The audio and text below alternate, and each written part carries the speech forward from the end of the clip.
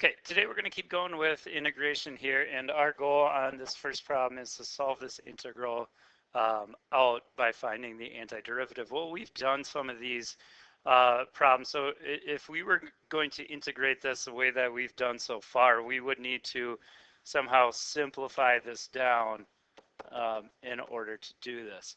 The problem is this one, if we tried simplifying this, we would have to multiply 3x squared times this to the 5th power, meaning we'd have to multiply together 5 of these terms of 4 plus x cubed, which we could do, but it'd also take us a long time to figure out what this is going to be equal to by multiplying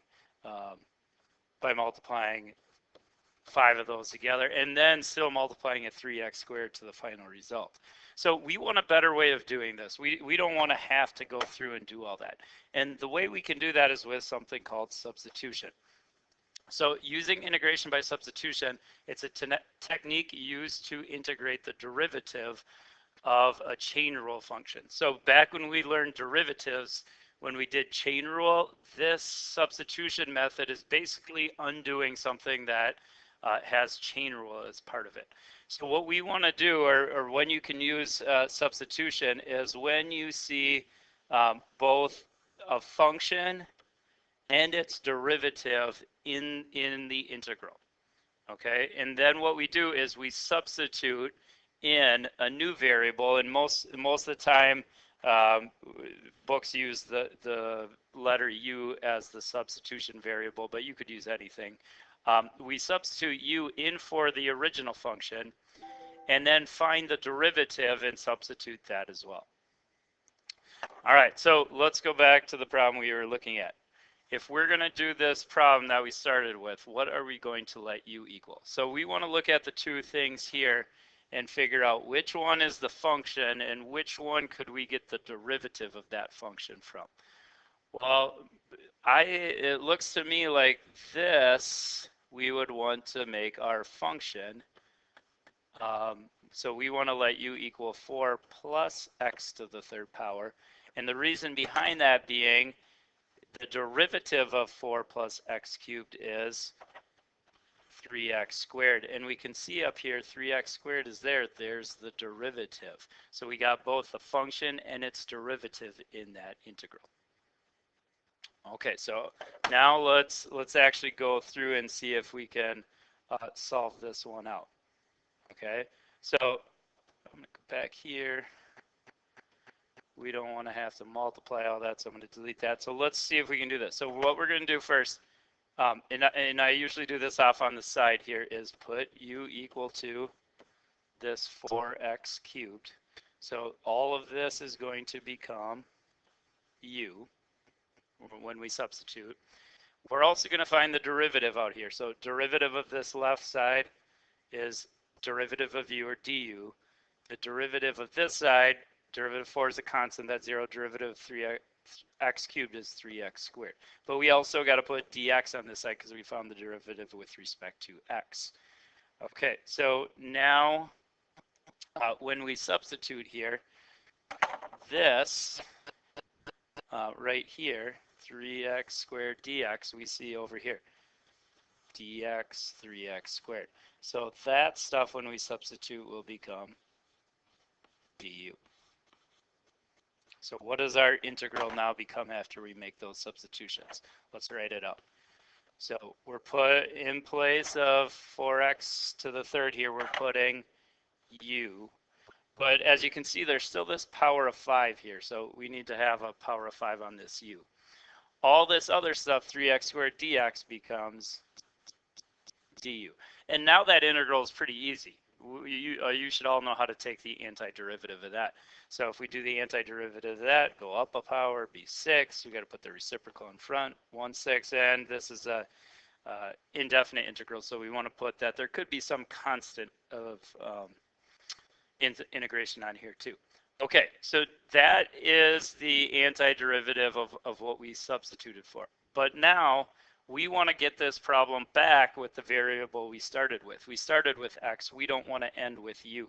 And so to finish this problem, now we substitute back in. So we take what we put u in for. So our substitution was this. Plug that back in for u, and we got our final answer. So this antiderivative would be this.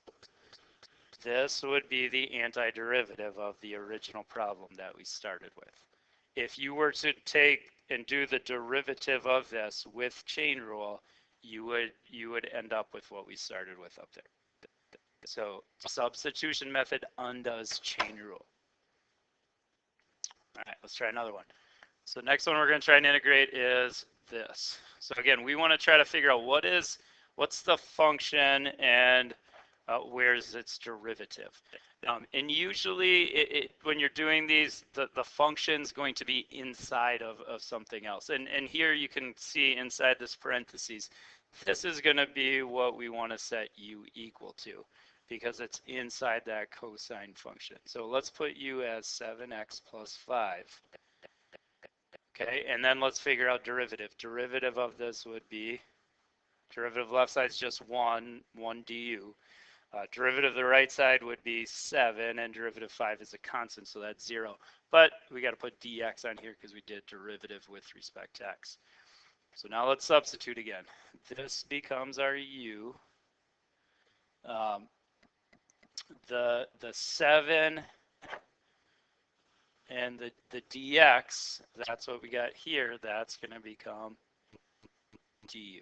So after making our substitutions now, we got cosine of now just u, and then the 7 and the dx become our du. That's now an integral. We should be able to take the antiderivative. Antiderivative of cosine is sine, because derivative of sine is cosine. Plus, there could have been some constant on here. Okay, now to finish the problem, we want to substitute back in. What was u? This. Substitute that back in, and we have our final answer. So sine of 7x plus 5. Plus, there could be some constant. And that's the answer. If you, again, were to take the derivative of what we just came up with chain rule, you would end up with what we started with up here. All right. I want you to try one out here.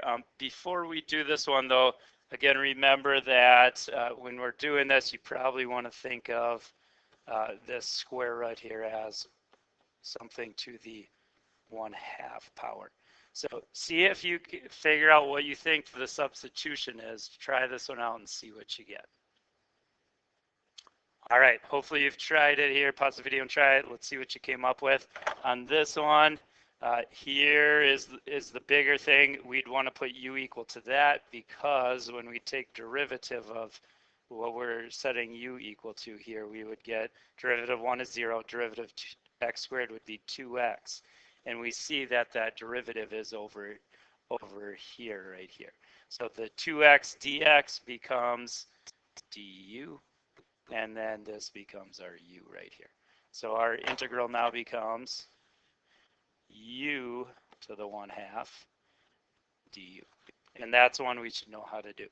So antiderivative of that would become, you got to go up a power, 3/2. You got to put the reciprocal 2/3. Plus a possible constant, and now if we substitute our u back in, the answer becomes 2/3, 1 plus x squared to the 3/2 power plus. That would be the antiderivative of what we started with. Okay, let's look at this next one. We want to integrate this. So again, you can see the thing with the bigger power looks like what's in the square right here. That would be our choice for u. All right, so let's take the derivative of that. Derivative of the left side is again 1 du. Derivative of the right side would become 8x. And derivative of 1 is 0, so it'd be 8x dx. Okay, so if we substitute now, we know that this is going to become u right here.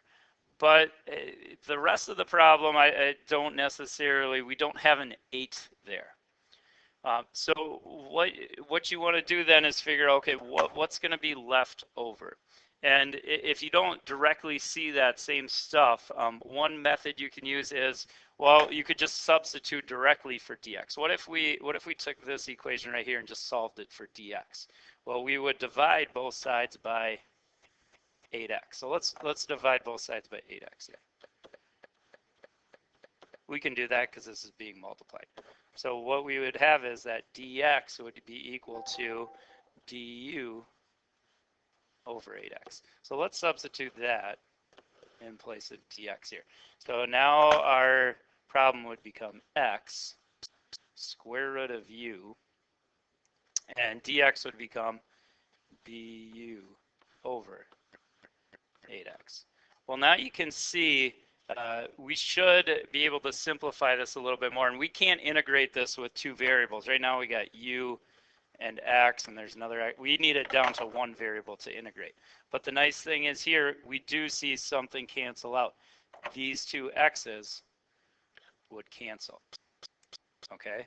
But we still got this du over 8. Well, 8's just a constant. This is, now that we've canceled these, now that we've canceled out these x's are gone here. We're just left with this. Well, du over 8, another way to write that would just be like one, there's like a 1/8 here, and constants can be moved outside of this integral sign. So this would end up being 1/8 integral of square root of u, and I'm going to write that as a half du. Now that's not too bad to take the antiderivative of. So antiderivative, again, go up a power, it'd be 3/2. Reciprocal would be 2/3. We want to remember we got to pull this 1/8 with us. So it'd be 1/8 times 2/3 plus a possible constant. So let's finish this problem now. If we would multiply those two constants together, I think looks like 2 goes into 2 once, 2 goes into here 4 times. So if we multiply those two fractions together, we get 1 times 1 is 1, 4 times 3 would be 12. U to the 3/2 plus c. And finally substitute back in for u. And we had set on this one u equal to 1 or 4x squared minus 1. So that's what we want to put back in for u at the end, 4x squared minus 1. There is the antiderivative.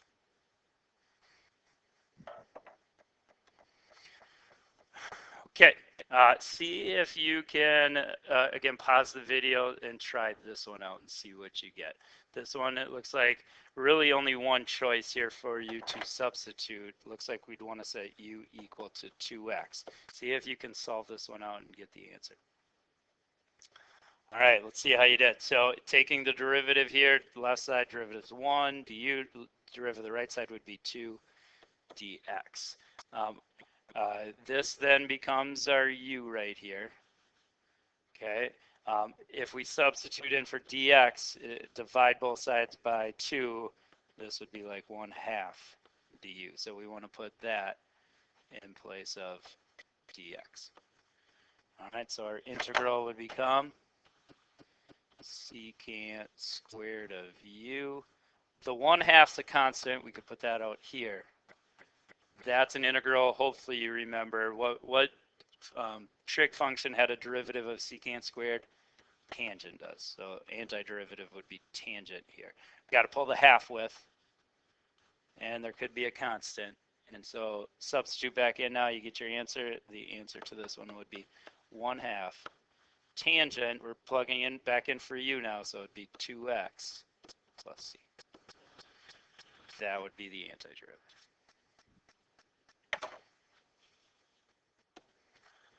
Okay, so next one, integrate here. This is a division one. Okay, so again, it's probably some kind of product rule, chain rule, quotient rule, or something going on here. We got to make a substitution. Now this one's not as clear cut as some of the other ones. So what we could try here is putting u equal to something. Maybe let's try just setting it equal to x. Would that work? Well, if we took the derivative of both sides, derivative left side would just be 1 du, the derivative of the right side would also be 1 dx. We could try making these substitutions, but if we did, if we put u in for x here and u in for the x there, and dx would become du. We really haven't done anything, have we? We've just rewritten the problems with u instead of x's, so that doesn't work. So then it's probably our choice is to do the other one. Let's try putting our substitution equal to natural log of x then. So derivative of that would be 1 over x dx. Do we have a substitution to make 2? Now, yeah, we do. It's not as easy to see, but that should work for us. This will become u, and we do have a 1 over x dx over there. See how x is on the bottom? If you don't quite see it again, you could let's solve for dx. Here we would solve for dx by timesing both sides by x here, because these x's would cancel. So dx would be equal to x du. So let's substitute that in for dx right here. So what our integral would become would be u over x times x du.